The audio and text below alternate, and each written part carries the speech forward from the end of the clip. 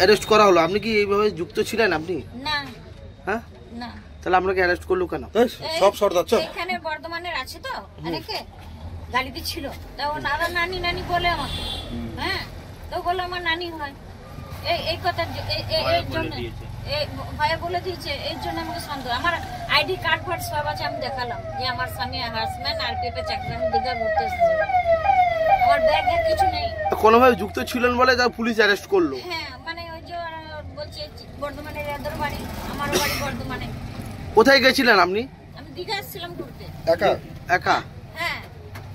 একা কোনোভাবে দীঘা এলে কোনো পুলিশ অ্যারেস্ট করতে পারে না? শুনুন না, আমাদের সঙ্গে আরো লোক এসেছিল, তারা চলে গেছে। তারা কোথায়?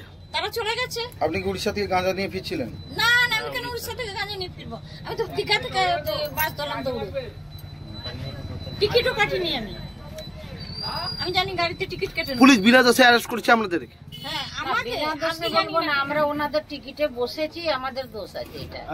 মানে কোথা থেকে নিয়ে এসেছিলেন? কোথা থেকে নিয়ে এসেছিলে? উড়িষ্যা থেকে। তোমরা কতজন আছো? কতজন আছো? কত টাকায় বিক্রি করতে তোমরা? হ্যাঁ, দুটা কি আলাদা টিম? কোথায় নিয়ে যাচ্ছিল এটা? বর্ধমান, কলকাতা। এটা তো দূর।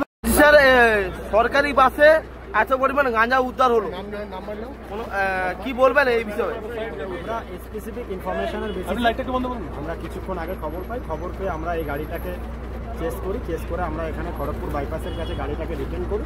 রিটার্ন করার পরে আমরা এই গাড়িতে প্রচুর পরিমাণে গাঁজা পেয়েছি, সেটা আমরা এখনও রিকভারি প্রসেস কমপ্লিট হয়নি।